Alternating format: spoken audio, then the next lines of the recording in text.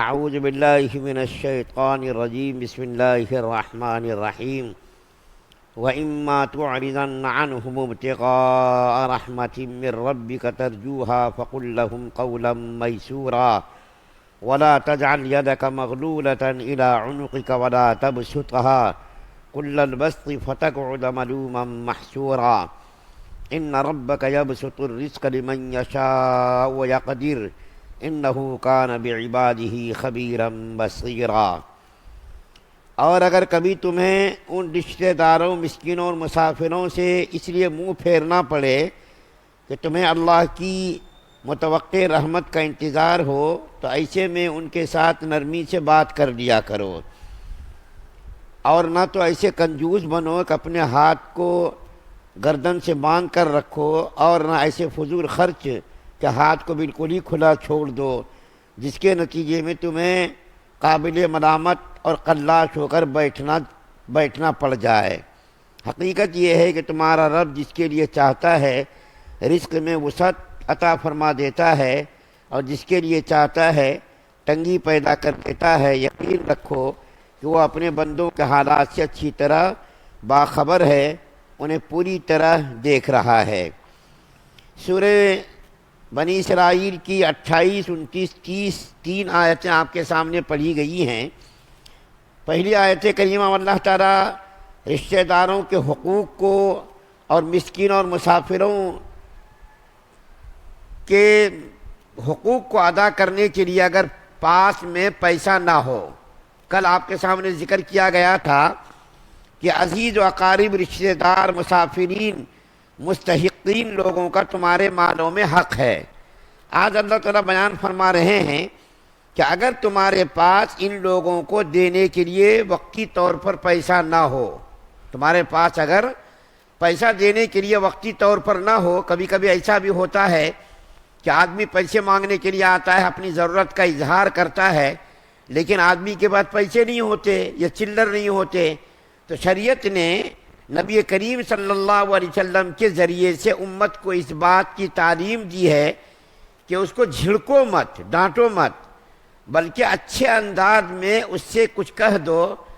اور اگر تم کو اللہ کی ذات سے امید ہے کہ پیسے آئیں گے تو ان سے کہہ دو دیکھو بھائی اس وقت پیسے نہیں ہیں، بعد میں آنا، میں تم کو دے دوں گا۔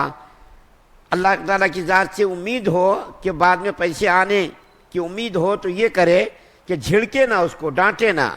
بلکہ اس کو اچھی طریقے سے سمجھا دے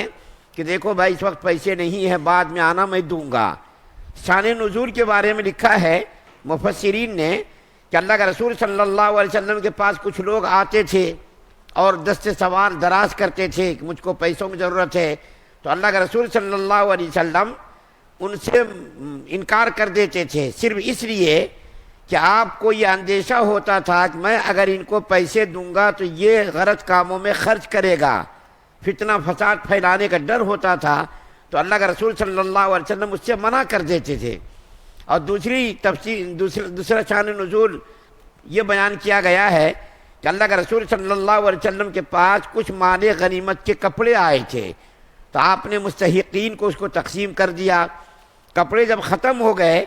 تو کچھ مانگنے والے پھر آئے کہ یا رسول اللہ مجھ کو آپ کپڑے عطا کر دیجئے، تو اللہ کا رسول صلی اللہ علیہ وسلم نے فرمایا کہ دیکھو بھائی اس وقت میرے پاس تو نہیں ہے، کپڑے تو پورے ختم ہو گئے۔ تو اللہ تعالیٰ نے آیت کریمہ نازل کی کہ جب آپ کے پاس کوئی سائل سوال کرنے آئے، کوئی دست دراز کرے اور آپ کے پاس نہ ہو کچھ دینے کے لیے، تو آپ اس کو اچھے انداز میں رخصت کر دیجئے اور یہ کہہ دیجئے کہ بعد میں جب آئے گا تو میں تم کو دوں گا۔ سائلوں کو ڈانٹنے سے شریعت نے منع کیا ہے، لیکن آج کچھ ایسے بھی بھکاری لوگ ہیں، ایسے بھی مانگنے والے ہیں کہ پیچھے پڑ جاتے،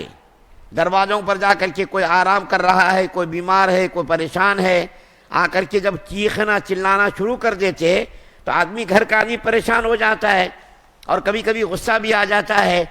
ان کو پہلے کہہ بھی دیا جاتا ہے دیکھو بھائی یہ رمضان کا مہینہ ہے، آرام کرتے صبح کے وقت، رات کو جاگتے ہیں، سحر وغیرہ کرتے ہیں، تو رمضان میں مت آنا، اور اگر آئے بھی تو اچھے انداز میں آ کر کے بات کرو، دروازہ مارنا، چیخنا چلانا۔ سائلین بھی دیکھیے آج بدمعاش ایسے ہے، چائے دکان میں جاؤ، مارکیٹ میں جاؤ، کہیں بھی جاؤ، ساحل آپ کو مل جائیں گے۔ تو شریعت نے کہا ہے کہ ان کو اچھے انداز میں روک دو کہ دیکھو بھائی اس وقت میرے پاس نہیں ہے۔ اس کے بعد پھر دوسری آیت کریمہ جو پڑھی گئی ہے، اس آیت کریمہ اللہ تعالیٰ فرماتے ہیں کہ آدمی نہ تو اتنا بخیل بنے کہ ہاتھ کو باندھ لے، مکھی چوس جس کو کہتے ہیں، آدمی کو زیادہ بخیل بھی نہیں بننا چاہیے، اور اتنی داد و دہیش کا عادی بھی نہیں ہونا چاہیے کہ آدمی کے پاس جو پیسہ ہے وہ سب اللہ کے راستے میں خرچ کر دے۔ تو شریعت نے اعتدال کے ساتھ کام لینے کا حکم دیا ہے۔ اللہ تعالیٰ نے نبی کریم صلی اللہ علیہ وسلم کے ذریعے سے امت کو اس بات کی تعلیم دی ہے کہ آدمی نہ تو اتنا کنجوس بن جائے کہ بالکل ہاتھ کو باندھ لے، حقوق العباد کو ادا نہ کرے، مسکین اور خیرات وغیرہ کو خیرات نہ دے، مسکین کی مدد نہ کرے، مسافرین کی مدد نہ کرے۔ شریعت نے اس سے بھی منع کیا، اور اس سے بھی منع کیا ہے کہ آدمی اپنے پیسوں کو سب خرچ کر دے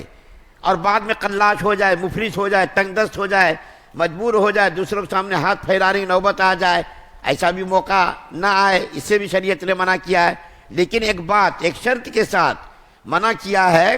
کہ اپنے پورے مال کو خرچ نہ کرو، بعد میں تمہیں مجبوری ہوگی، تمہارے بیوی بچوں کو پریشانی ہوگی، دوسروں کے سامنے ہاتھ پھیلانے نوبت آئے گی۔ یہ کس کے لیے ہے؟ اس کے لیے ہے کہ جو خرچ کرنے کے بعد پچھتانا شروع کر دے، کہ ارے میں نے کیوں خرچ کر دیا، اگر میں پیسہ اتنا خرچ نہ کرتا تو میرے کام آتے وہ پیسے۔ ایسے لوگوں کے لیے جس کو پچھتاوا ہو، ایسے لوگوں کے لیے منع کیا کہ بالکل پیسہ خرچ مت کر دو۔ لیکن کوئی ایسا آدمی ہو جس کا ایمان حضرت ابوبکر صدیق رضی اللہ تعالیٰ عنہ کی طرح مضبوط ہو کہ خرچ کر دیں گے، اللہ تعالیٰ ہماری کفارت کرے گا، اللہ تعالیٰ ہمارا ذمہ دار ہے۔ اگر کسی کا ایمان اتنا مضبوط ہو تو اگر وہ خرچ کر دے پورا مال تو اس کے لیے جائز ہے۔ جیسا کہ ابوبکر صدیق رضی اللہ تعالیٰ عنہ نے غزوہ تبوک کے موقع پر اپنا پورا گھر کا اثاثہ، گھر کا پورا سامان لا کر اللہ کے راستے میں خرچ کر دیا۔ اس کا اتنا مضبوط ایمان تھا کہ اللہ تعالیٰ ہمارے گھر کے لیے ہے، اللہ کے رسول کی برکت ہمارے گھر میں ہے۔ کوئی ایسا آدمی ہو تو اس کے لیے پھر جائز ہے، لیکن عام حالات میں ہمارے جیسے آپ کے جیسے لوگوں کے لیے یہ جائز نہیں ہے کہ ہم پورے کے پورے مال کو خرچ کر دیں اور بعد میں پچھتاتے رہیں، بچوں کو مجبور کر دیں، بچے پریشان ہو کر کے دوسروں کے سامنے ہاتھ پھیلانے لگیں۔ ایسی جو ہے نوبت آنے سے بھی شریعت نے منع کیا کہ ایسا موقع نہ آئے کہ تمہارے پیسے پورے چلے جائیں، بیوی کے، بچوں کے، پڑوسیوں کے، عزیز اقارب کے حقوق جو ہیں تمہارے ذمہ، تم اس سے ادا کرنے سے قاصر ہو جاؤ۔ تیسری آیت کریمہ جو پڑھی گئی ہے، اللہ تعالیٰ اس آیت کریمہ میں فرماتے ہیں کہ اللہ تعالیٰ جس کے لیے چاہتے رزق کو بالکل کشادہ کر دیتے ہیں، اور جس کے لیے چاہتے ہیں اس کو رزق کو تنگ کر دیتے ہیں۔ یہ اللہ تعالیٰ کو اس کی حکمت معلوم ہے کہ کس کو زیادہ مال دینا، کس کو کم مال دینا۔ چنانچہ بعض علماء نے لکھا ہے کہ اللہ تعالیٰ کو معلوم ہے کہ اگر میں اس کو مال دوں گا تو یہ مال غلط کاموں میں خرچ کرے گا، وہ مال گمراہی کا ذریعہ بنے گا، اور اللہ تعالیٰ اس کو بچانا چاہتے گمراہی سے۔